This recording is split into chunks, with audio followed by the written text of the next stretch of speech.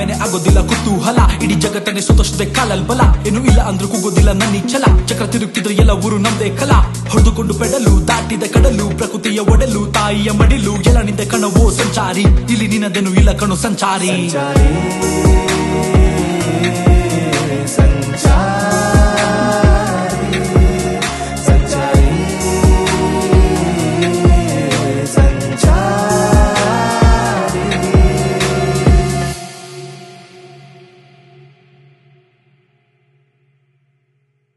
Bhairava, come.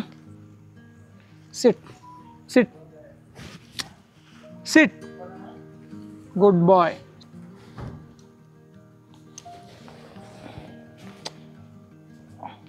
Up. Up.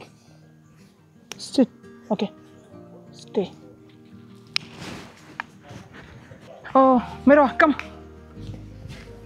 Bro, ಎಲ್ಲ ಆಯ್ತು, ಒಂದೇ ನಿಮಿಷ. ಥ್ಯಾಂಕ್ಸ್ ಬಂದಿದ್ದಕ್ಕೆ. ನಿಮ್ಮ ಹೆಸರು? ರಣವೀರ್ ಅಂತನಾ? ಸೂಪರ್. ಬೈರೋ ಸ್ಟೇ. ಹಾಂ, ಕಾಲರ್ದೇನಾ?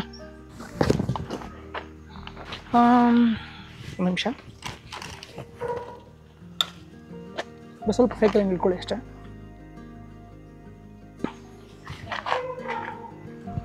ಬ್ರೋ ಸ್ವಲ್ಪ ಬರ್ತೀರಾ? ಮುಂದೆ ಬನ್ನಿ ಹಂಗೆ. ಬ್ರೋ ಒಂದು ನಿಮಿಷ ಇರಿ. ಇಲ್ಲ ಅಲ್ವಾ? Perfect, okay. ಬೈ वो ट्रॉली भी लेके आना जल्दी.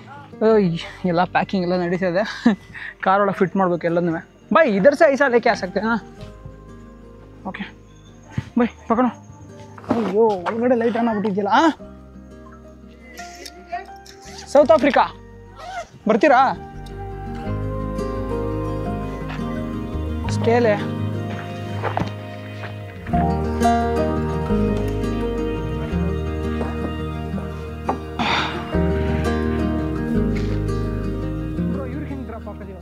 ಬೈರೋ ಒಂದು ಕೂರಿಸ್ಕೋಬೇಕಾ? Okay thanks bro.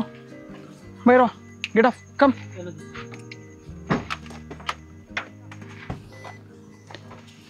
ಇವ್ರ ಹೆಸರು ವಿಶಾಲ್ ಬೈ ಅಂತ. Thank you so much by.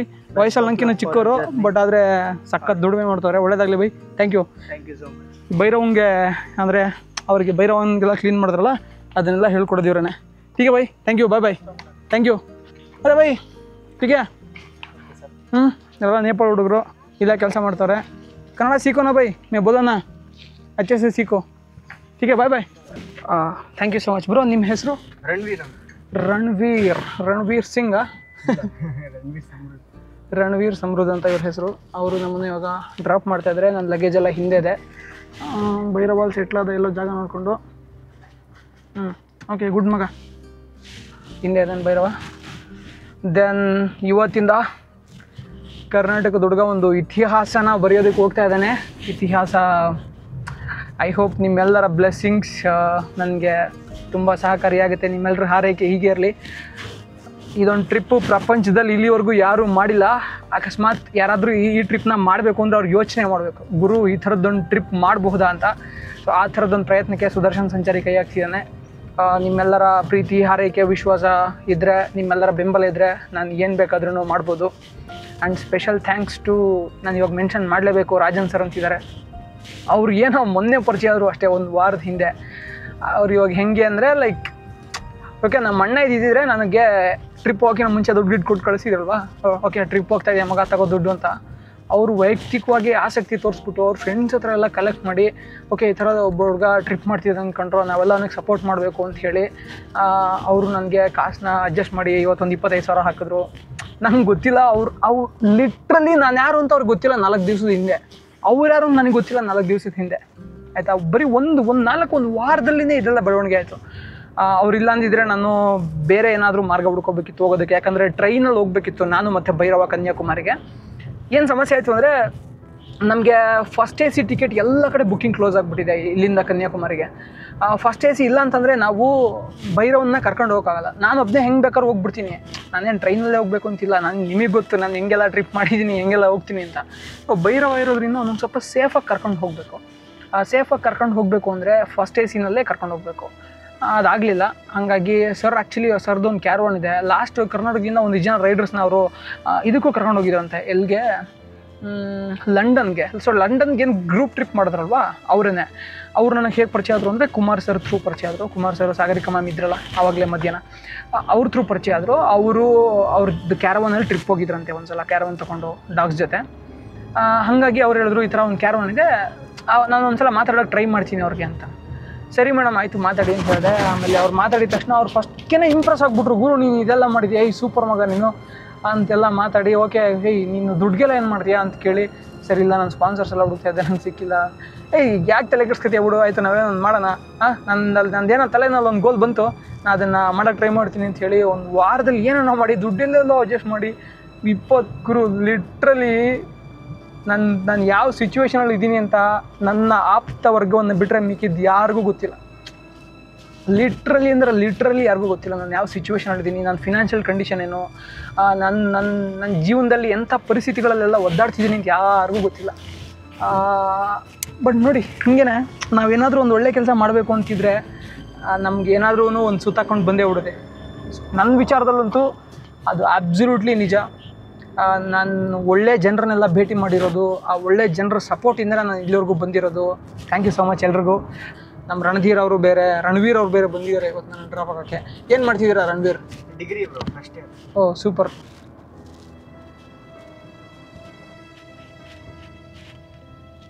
ನೋಡಿ ಎಲ್ಲ ಫುಲ್ಲು ಜನ ಗಣಪತಿ ಹಬ್ಬದ ಜೋಶಲ್ಲಿದ್ದಾರೆ. ಗಣಪತಿನ ಮನೆಯಾಗೆಲ್ಲ ತಗೊಂಡು ಹೋಗ್ತವ್ರೆ.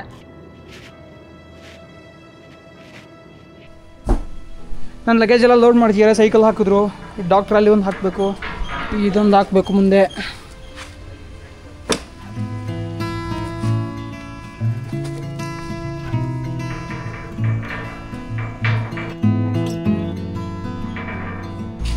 ஐயா உங்களோட பேர்? லாரன்ஸா? சூப்பர். ಇಲ್ಲ ನಮ್ಮ ವಿಡಿಯೋ பண்ணிட்டுருக்கோம். அப்போ போகும்போது நான் காலி பண்ணிக்கலாம்.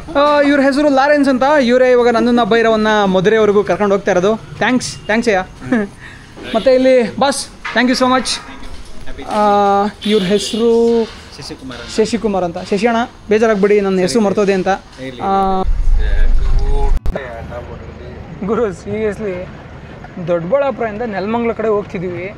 ಇಲ್ಲೆಲ್ಲ ಒಂದು ರೋಡ್ ಸಿಕ್ಕಿದ್ಯಪ್ಪ, ನ್ಯಾಷನಲ್ ಹೈವೇ ಅನ್ಸುತ್ತೆ ಇದು. ಈ ಲೆವೆಲಿಗೆ ಇಟ್ಕೊಂಡವ್ರು ನೋಡಿ ನಮ್ಮ ದೇಶದಲ್ಲಿ ರಸ್ತೆಗಳನ್ನ.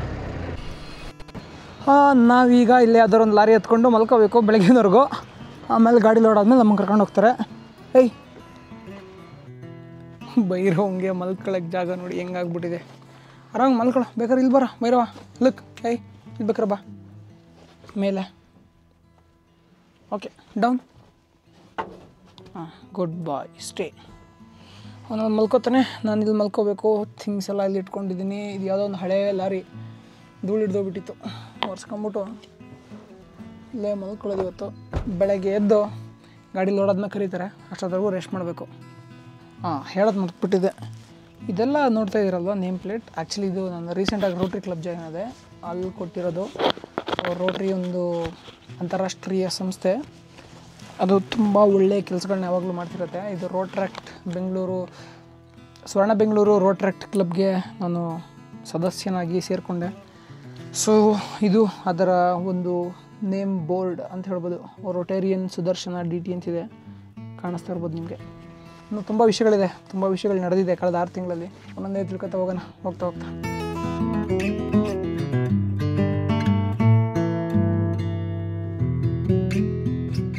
ಕಾಣಿಸ್ತಿದಲ್ಲ ತೊಪ್ಪೂರು ಫಾರೆಸ್ಟ್ ರಿಸರ್ವ್ ಫಾರೆಸ್ಟ್ ಇದು. ನಾನು 4 ವರ್ಷದ ಹಿಂದೆ ನಾನು ಜರ್ನಿ ಶುರು ಮಾಡಿದಾಗ ಫಸ್ಟ್ ಟೈಮ್ ಯೂಟ್ಯೂಬ್ ವಿಡಿಯೋ ಶುರು ಮಾಡಿದ್ದು ಇಲ್ಲಿಂದನೇ ಆಯಿತಾ, ತೊಪ್ಪೂರಿಂದನೇ. ಇನ್ನು ಇಲ್ಲಿ ಎಷ್ಟೊಂದು ಆಕ್ಸಿಡೆಂಟ್ಸ್ ಆಗುತ್ತೆ ಅಂದರೆ ಅದು ಅನ್ಇಮ್ಯಾಜಿನಬಲ್ ಅಂದ್ಕೊಳ್ಳಿ. ಸಖತ್ತು ಡೇಂಜರಸ್ ರೋಡ್ ಅಂತಲೇ ಹೆಸರು ಪಡ್ಕೊಂಡಿದೆ ಇದು. ಅಷ್ಟೊಂದು ಆಕ್ಸಿಡೆಂಟ್ ಆಗುತ್ತೆ. ಫುಲ್ಲು ಡೌನ್ ಇದೆ. ಕೆಲವೊಂದು ಸಲ ಗಾಡಿಗಳಿಗೆ ಕಂಟ್ರೋಲೇ ಸಿಗೋಲ್ಲ. ಬ್ರೇಕ್ ಹಾಕಿ ಬ್ರೇಕ್ದು ಏನು ರಬ್ಬರ್ಸ್ ಇರುತ್ತೆ, ಏನು ಬ್ರೇಕ್ ಪ್ಯಾಡ್ಸ್ ಇರುತ್ತೆ, ಆ ಬ್ರೇಕ್ ಪ್ಯಾಡ್ಸೇ ಡ್ಯಾಮೇಜ್ ಆಗಿ ಹೋಗ್ಬಿಟ್ಟಿರುತ್ತೆ. ನೀವು ನೋಡ್ತಾ ಇದ್ದೀರಾ ಅಲ್ಲಲ್ಲಿ ಈ ಥರ ಚೆಕ್ ಪೋಸ್ಟ್ ಬ್ಯಾರಿಕೇಡ್ಗಳನ್ನೆಲ್ಲ ಹಾಕಿ ಇಟ್ಟಿರ್ತಾರೆ. ಎಷ್ಟು ಅಂದರೆ ಬರೀ ಒಂದು ಸಿಂಗಲ್ ಲೈನಲ್ಲಿ ಮಾತ್ರ ಗಾಡಿಗಳನ್ನ ಬಿಡ್ತಾರೆ. ಡಬ್ಬಲ್ ಲೈನಲ್ಲಿ ಗಾಡಿಗಳನ್ನ ಬಿಡೋದೇ ಇಲ್ಲ, ಬರೀ ಸಿಂಗಲ್ ಲೈನಲ್ಲಿ ಮಾತ್ರ ಬಿಡ್ತಾರೆ. ಇಲ್ಲಿ ಆ ಕಡೆ ಒಂದು ಬೈಕ್ ನೋಡಿ ಹುಚ್ಚನ ಹೋದಂಗೆ ಹೋಯ್ತಾನೆ. ನಿಧಾನಕ್ಕೆ ಹೋಗ್ರಲ್ಲೋ.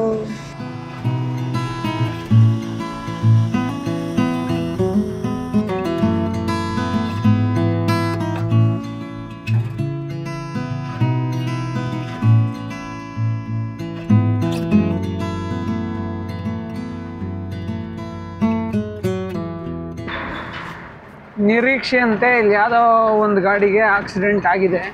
ಇಲ್ಲಿ ದಿನಕ್ಕೆ 2-3 ಆದರೂ ಆಗೇ ಆಗ್ತಾವಂತೆ. ಅವ್ರು 2-3 ನಡ್ಕೊಮ ಅವ್ರು ನಾಲ್ಕು ಎದಕ್ಕೆ ಅವಳು ಫಾಸ್ಟಾಗಿ போகிறாங்கಂತ್ರಿ ಇಲ್ಲಿ. ಅಯ್ಯೋ ಅದು நிறைய ಲೋಡ್ ಕೊಂಡಿದ್ದಾನೆ. மொத்தமாக ಡ್ಯಾಮೇಜ್ ಆಯಿತು, ಫುಲ್ಲು ಡ್ಯಾಮೇಜ್ ಆಗಿದೆ ನೋಡಿ. ಮುಂದೆಲ್ಲ ಚಿತ್ರಾನ್ನ ಬದುಕಿರೋದೇ ಹೆಚ್ಚು, ಉಯಿರೋಳೆ ಇರಿಕಿರೋದೇ பெரிய ವಿಷಯ ತಾನೆ. ಇಲ್ಲ ಕನ್ನಡ ತಿರುಗಿ உங்களுக்கு ಇವಾಗ ಇಲ್ಲಿಗೆ ಹಿಂಗಾದರೆ ನಮ್ದು ಆಗುಂಬೆ ಘಾಟು ಅಲ್ಲೆಲ್ಲ ಹೆಂಗೆ ಗೊತ್ತಾ, next level full down and ups ಇರುತ್ತೆ. ಅಲ್ಲೆಲ್ಲ ಹೆಂಗೆ ಮೇಂಟೈನ್ ಮಾಡ್ತಾರೆ ಅಂತ. ಆಗುಂಬೆ ಘಾಟು ತುಂಬ ಅವೆ ನಮ್ಮ ಕಡೆ ಘಾಟ್ಗಳು.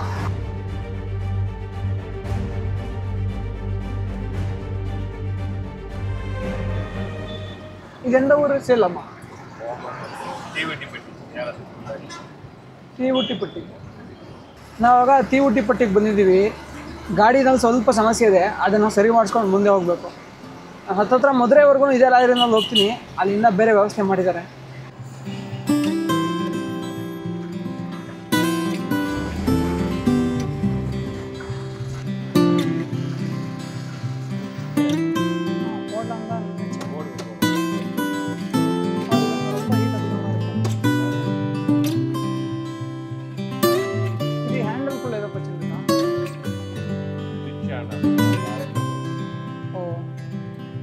ಒಂದು ಗಾಡಿ ರೆಡಿ ಆಯಿತು. ಬೈರವಂಗು ಸ್ವಲ್ಪ ಊಟ ಹಾಕಿದೆ. ಅವನಿಗೆ ಮೋಷನ್ ಸಿಕ್ನೆಸ್ ಬಂದಿದೆ ಅನಿಸುತ್ತೆ. ಬೈರವಂಗೆ ಚೆನ್ನಾಗಿ ಊಟ ಮಾಡ್ತಿಲ್ಲ.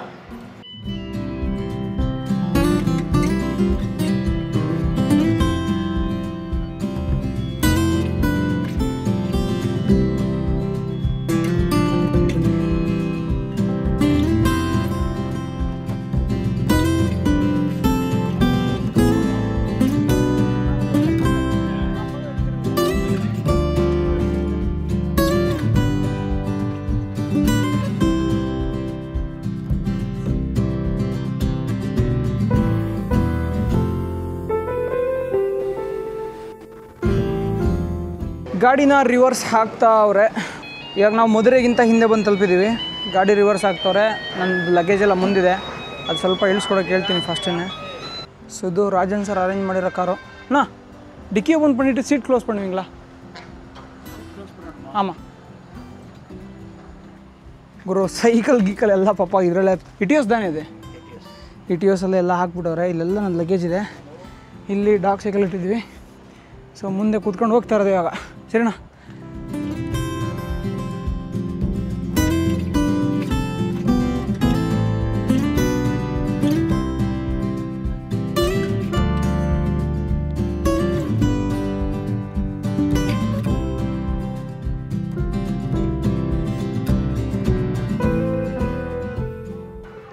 ಎಲ್ಲರಿಗೂ ಬೆಳಗಿನ ಶುಭೋದಯ. ನಾನು ಇಲ್ಲೇ ಉಳ್ಕೊಂಡಿದ್ದೀನಿ ರಾತ್ರಿ ಬ್ರೋಮನಲ್ಲಿ. ನನಗೆ ನಿಜವಾಗ್ಲೂ ಅವ್ರ ಹೆಸರೇನು ಅಂತ ಗೊತ್ತಿಲ್ಲ, ಮರ್ತೇ ಹೋಗ್ಬಿಟ್ಟಿದ್ದೀನಿ. 2 ದಿನದ ಹಿಂದೆ ಪರಿಚಯ ಆಗಿದ್ದವ್ರು ಅಷ್ಟೇ. ಅವ್ರ ಹೆಸರು ಅಷ್ಟೊಂದು ನೆನಪಿಲ್ಲ ನನಗೆ. ಇದೇ ಅವ್ರ ಮನೆ. ಪಾಪ ಅವ್ರ ಮನೆಯಲ್ಲೇ ನನ್ನನ್ನು ಉಳಿಸ್ಕೊಂಡಿದ್ರು. ನಮ್ಮ ಭೈರವನು ಇಲ್ಲೇ ಮಲ್ಕೊಂಡವನೆ. ಅವನ್ನ ಎಬ್ಬರಿಸ್ಕೊಂಡು ಕರ್ಕೊಂಡು ಹೋಗ್ಬೇಕು. ಆಯಿತು ಬಿಡು, ಹೋಯ್ತು ಇರಲಿ ಬಿಡು. ಆ್ಯಕ್ಚುಲಿ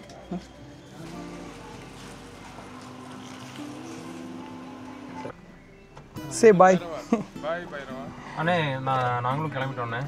ಟು ಮಚ್ ಹಂಗೆ ಒಂದವಂಗ ಕರ್ನಾಟಕ ಒಂದವಂಗ. ನಮ್ಮೂರು ಚಿತ್ರದುರ್ಗ. ಅದು ಬ್ಯಾಂಗ್ಳೂರಿಂದ ಗೋವಾ ನಡುவில் ಇருக்கு. ಬೆಳಗ್ಗೆ ಒಂದು ಸೂಪರ್ ಆಗಿರುವಂತಹ ಸೂರ್ಯೋದಯ. ನಾವು ಇನ್ನೂ ಬೇಗ ಹೋಗಿದ್ರೆ ಇನ್ನೂ ಸಖತ್ತಾಗಿರ್ತಿತ್ತು. ಲೇಟ್ ಆದಾಗ ನಂಗೆ ಜಾಸ್ತಿ ಬಿಸಿಲಾಗ್ಬಿಡುತ್ತೆ. ಹೆಂಗೋ ನಾನು ಇಲ್ಲಿ ಬರೋವರೆಗೂ ಕನ್ಫರ್ಮ್ ಇಲ್ಲ ನಾನು ಎಲ್ಲಿ ಉಳ್ಕೊತೀನಿ ಅಂತ. ರಾತ್ರಿಯೇ ಇವ್ರು ಕನ್ಫರ್ಮ್ ಮಾಡಿದ್ರು ನಮ್ಮ ಮನೆಗೆ ಬಂದುಬಿಡಿ ಅಂತ. ಸೊ ಅವ್ರ ಮನೆಗೆ ಹೋಗಿ ಉಳ್ಕೊಂಡಿದ್ದು. 6:30 ಆಯಿತು ಅವಾಗಲೇ. ಇವ್ರ ಹೆಸರು ವಿಘ್ನೇಶ್ ಅಂತ. ಅವರು CRPF ಎಕ್ಸಾಮ್ ಎಲ್ಲ ಕ್ಲಿಯರ್ ಮಾಡಿ ಅಸಿಸ್ಟೆಂಟ್ ಕಮಾಂಡೆಂಟ್ ಎಕ್ಸಾಮ್ ಕ್ಲಿಯರ್ ಮಾಡಿದ್ದಾರೆ. ನೆಕ್ಸ್ಟು CRPF ವರ್ಕ್ ಅಲ್ಲೇ ಸೇರ್ಕೋತಾರೆ ಜಾಬು. ಅವರು ದಿನೇಶ್ ಅಂತ ಹಿಂದೆ ಕೂತ್ಕೊಂಡಿದ್ದಾರೆ. ಅಜಿತಾ? Okay. Nautical officer, captain, ship ಕ್ಯಾಪ್ಟನಾ?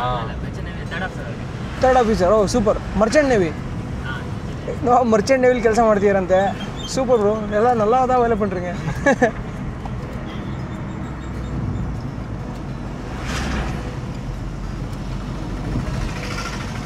ನಾವೀಗ ಬಂದು ತಲುಪಾಯಿತು. ಇದು 0 ಪಾಯಿಂಟು. ಇಲ್ಲಿಂದ ರಾಷ್ಟ್ರೀಯ ಹೆದ್ದಾರಿ ಸಂಖ್ಯೆ 44 ಶುರುವಾಗುತ್ತೆ. ಈ ರಾಷ್ಟ್ರೀಯ ಹೆದ್ದಾರಿ ಸಂಖ್ಯೆ 44 ಕಾಶ್ಮೀರವರೆಗೂ ಹೋಗುತ್ತೆ, ಕನ್ಯಾಕುಮಾರಿಯಿಂದ ಕಾಶ್ಮೀರವರೆಗೂ ಹೋಗುತ್ತೆ. ಇದೇ ರೋಡಲ್ಲಿ ನಾನು ಮತ್ತು ಭೈರವ ಪ್ರಯಾಣ ಮಾಡ್ತಿದ್ವಿ. ಭೈರವ ಕಮ್ಮಿಯರ್. ಅಕ್ಕಪಕ್ಕ ಒಂದಿಷ್ಟು ನಾಯಿಗಳಿವೆ. ಆ ನಾಯಿಗಳು ಬೊಗಳೋ ಥರ ಕಡಿಯೋ ಥರ ಇಲ್ಲ, ಸ್ವಲ್ಪ ಹಂಗೆ ಲೈಟಾಗಿ ಗರಂ ಆಗ್ತಿದ್ದಾವೆ. ಬರ ಗೋ. ಇವಾಗ ಸ್ವಲ್ಪ ಸೈಕಲ್ ಗೀಗಲ್ಲ ಸೆಟ್ ಮಾಡಬೇಕು. ಇருக்கு ಬ್ರೋ, ಸೆಟ್ பண்ணுறேன்.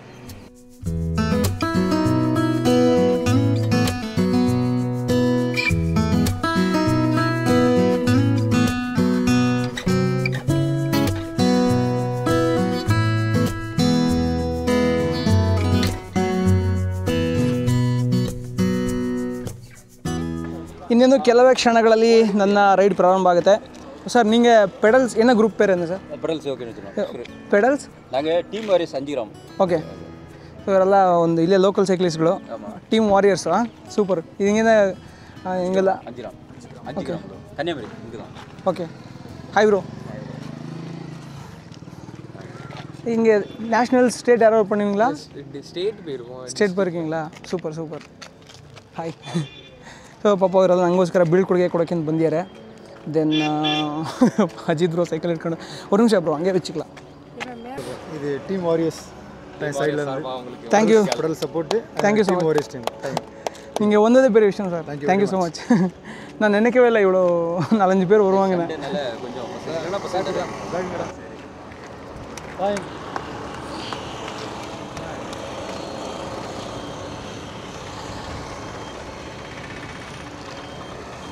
ಪ್ರಯಾಣ ಆರಂಭ ಆಯಿತು. ನಿಜವಾಗ್ಲೂ ಏನು ಹೇಳಬೇಕು ಅಂತಲೇ ಗೊತ್ತಿಲ್ಲ ನನಗೆ.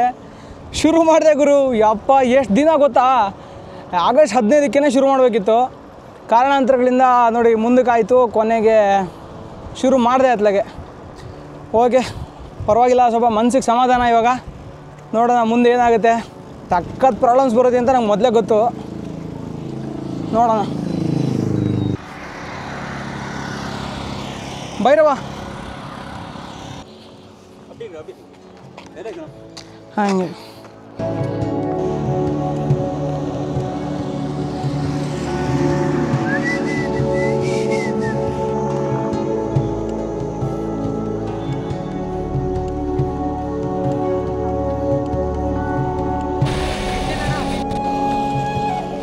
ಕನ್ಯಾಕುಮಾರಿ ಕಡೆ ಅದ ಈಗಿನ್ನೂ 10 ಗಂಟೆ ಬಿಸಿಲೇ, ಮಧ್ಯಾಹ್ನ 1 ಗಂಟೆ ಬಿಸಿಲು ಥರ ಫೀಲ್ ಆಗ್ತಿದೆ. ಇವಾಗ ತಿಂಡಿ ಮಾಡುವಂಥ ಸಮಯ. ನಿಮಗೆ ಗೊತ್ತಿರೋ ಹಾಗೆ ನಾನು ಹೇಳೋದೇ ಬೇಡ, ತಮಿಳ್ನಾಡಲ್ಲಿ ಎಲ್ಲ ಇಟ್ಬಿಟ್ಟು ಎಷ್ಟು ಬೇಕೋ ಅಷ್ಟು ಸಾಂಬಾರು, ಎಷ್ಟು ಬೇಕೋ ಅಷ್ಟು ಚಟ್ನಿ ಹಾಕ್ತಾರೆ. ನಾನು ಇವಾಗ ಒಂದು ಮೊಟ್ಟೆ ದೋಸೆ ತೊಗೊಂಡಿದ್ದೀನಿ.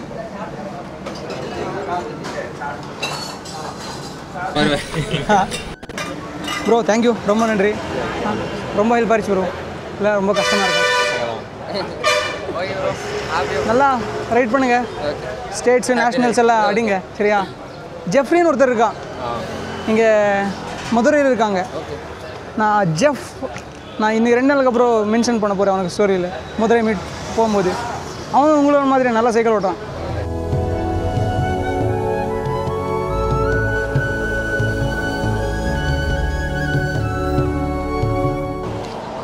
ஆனால் என்னோடய பேர் வந்து சுதர்ஷன். நான் வந்து சைக்கிள்லேயே சவுத் ஆஃப்ரிக்கா போயிட்டுருக்கேன். அங்கே உட்காந்து கொஞ்சம் ரெஸ்ட் எடுக்க முடியுமா? எடுத்துக்கலாங்க.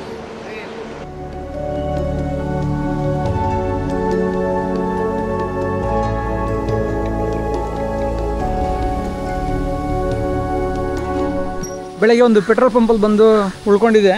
ಅಂದರೆ ಸ್ವಲ್ಪ ಜಾಸ್ತಿ ಬಿಸಿಲಿತ್ತಲ್ವ, ಮೊದಲನೇ ದಿನ ಅವನಿಗೆ ಜಾಸ್ತಿ ಬಿಸಿಲಾಗಿ ಕರ್ಕೊಂಡು ಹೋಗೋದು ಬೇಡ ಅಂತಲ್ಲ, ಯಾವಾಗಲೂ ಬಿಸಿಲಾಗಿ ಕರ್ಕೊಂಡು ಹೋಗಲ್ಲ, ಆದ್ರೂ ಬಿಸಿಲಾಗಿ ಕರ್ಕೊಂಡು ಹೋಗೋದು ಬೇಡ ಅಂತ ಇಲ್ಲೇ ಉಳ್ಕೊಂಡಿದ್ವು ಸ್ವಲ್ಪ ಹೊತ್ತು. ಇವಾಗ ಸ್ವಲ್ಪ ನೀರು ತುಂಬಿಕೊಂಡು ಹೊರಡಬೇಕು.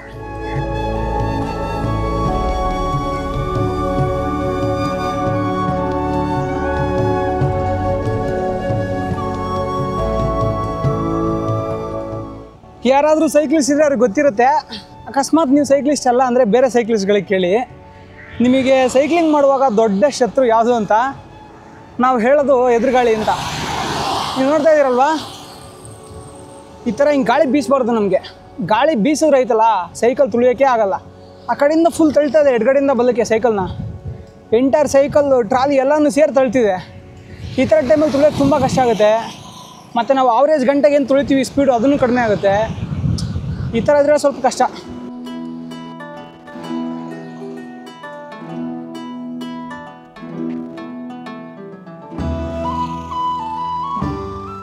ನೋಡಿ ನಮ್ಮ ಭೈರವ್ ಅವ್ರು ಹೆಂಗೆ ಮಲ್ಕೊಂಡವ್ರೆ, ಊರ ಮೇಲೆ ಊರು ಬೀಳಿ ಗೌಡಂದೇನೋ ಡ್ಯಾಶ್ ಅಂತೆ ತುಳಿತಾ ಇದ್ದೀನಿ ಹಾಕ್ಕೊಂಡು. ಚೆನ್ನಾಗಿ ನಿದ್ದೆ ಮಾಡ್ತಾನೆ ಪಾಪ. ಗಾಡಿನಲ್ಲಿ ನಿದ್ದೆ ಮಾಡೋಕ್ಕಾಗಿಲ್ಲ ಅವ್ನಿಗೆ, ಲಾರಿನಲ್ಲಿ.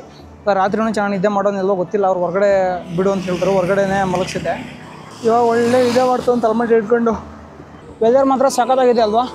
ಇವಾಗ ತಾನೇ ಸನ್ಸೆಟ್ ಆಗಿದೆ. ಇನ್ನೊಂದು 20 ಕಿಲೋಮೀಟರ್ಸ್ ಹೋಗ್ಬೇಕು ನಾನು.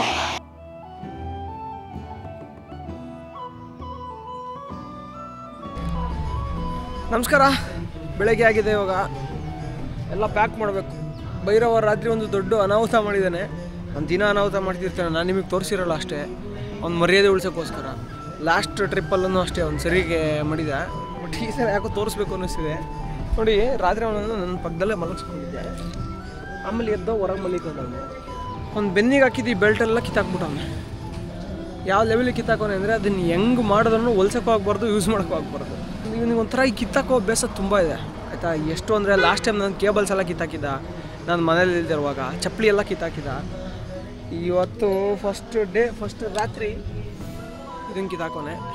ಇನ್ನು ಏನಂಗೆ ಕಿತ್ತಾಕ್ತಾನೋ ಗೊತ್ತಿಲ್ಲ. ನನ್ನ ಟ್ರಿಪ್ಪಿನ್ನು ಹೋಗೋ ಟೈಮ್ಗೆ ಕನ್ಯಾಕುಮಾರಿನಲ್ಲಿ ಸೈಕಲ್ ರೈಡ್ನ ಶುರು ಮಾಡಿದೆ. ಚಿಕ್ಕ ಪುಟ್ಟ ಸಮಸ್ಯೆಗಳನ್ನೆಲ್ಲ ಫೇಸ್ ಮಾಡಿಕೊಂಡು ಕರ್ನಾಟಕಕ್ಕೆ ಬಂದು ರೀಚ್ ಆದೆ. ನಡುವೆ ನಾನು ಭೈರವನ್ಗೆ ಟ್ರೈನಿಂಗ್ ಕೊಡೋದು, ಭೈರವಂಗೆ ಚೆನ್ನಾಗಿ ಊಟ ಮಾಡಿಸೋದು, ಭೈರವಂಗೆ ಚೆನ್ನಾಗಿ ನಿದ್ದೆ ಎಲ್ಲ ನೋಡ್ಕೊಡೋದು. ಜೊತೆಗೆ ನಾನು ಜಾಸ್ತಿ ಬಟ್ಟೆ ತಗೊಂಡೋಗಿರಲಿಲ್ಲ, 1-2 ಜೊತೆ ಮಾತ್ರ ತಗೊಂಡೋಗಿದ್ದೆ. ಅದನ್ನೇ ತಿರ್ಗಾ ಮುರುಗ ತೊಳೆದು ಹಾಕೊಳ್ಳೋದು ಇದೇ ನಡೀತು ಒಂದು ವಾರ.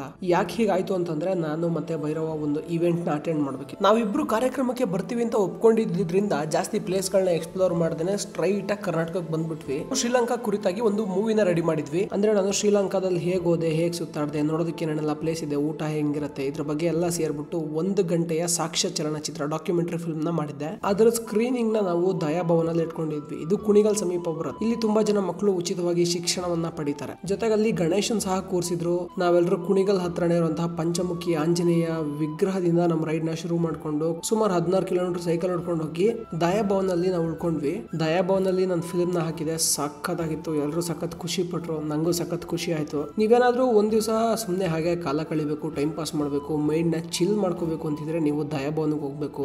ಅಲ್ಲಿರೋ ಮಕ್ಕಳ ಜೊತೆ ಬೆರೆತ್ರೆ ನಿಮಗೆ ನಿಜವಾಗ್ಲೂ ಸಖತ್ ಖುಷಿ ಆಗುತ್ತೆ, ಮತ್ತು ಸಖತ್ ನಿಮ್ಮ ಮನಸ್ಸು ಸಹ ಫ್ರೀ ಆಗುತ್ತೆ. ಇನ್ನು ಅಲ್ಲಿಂದ ಮರುದಿನ ಬೆಳಗ್ಗೆ ನಾನು ಮತ್ತು ಭೈರವ ಡಿಕಾಥ್ಲಾನ್ ಒಂದು ಇವೆಂಟ್ ಇತ್ತು, ಆ ಇವೆಂಟ್ಗೆ ಹೋಗಿದ್ವಿ. ಸೊ ಅಲ್ಲಿ ಏನಪ್ಪ ಇವೆಂಟ್ ಅಂತಂದರೆ, ನಾವು ಒಂದು ಸೈಕಲ್ ರೈಡ್ ಮಾಡಿದ್ವಿ. ಸೈಕಲ್ ರೈಡ್ ಆದಮೇಲೆ ಅಲ್ಲೊಂದು ಮೂವಿ ಸ್ಕ್ರೀನಿಂಗ್ ಇತ್ತು. ತುಂಬ ಕಡಿಮೆ ಜನ ಬಂದಿದ್ರು. ಅವ್ರು ಕೇಳೋ ಪ್ರಶ್ನೆಗಳಿಗೆಲ್ಲ ನಾನು ಉತ್ತರಗಳನ್ನ ಕೊಡ್ತಾ ಇದ್ದೆ. ನಾನು ಇನ್ಸ್ಟಾಗ್ರಾಮ್ ಮತ್ತು ಫೇಸ್ಬುಕ್ಕಲ್ಲಿ ನೋಡ್ತಾ ಇರಿ. ನೆಕ್ಸ್ಟ್ ಎಲ್ಲೆಲ್ಲಿ ಈ ಮೂವಿ ಸ್ಕ್ರೀನಿಂಗ್ ಆಗುತ್ತೆ ಅನ್ನೋದನ್ನ ಅನೌನ್ಸ್ ಮಾಡ್ತೀನಿ.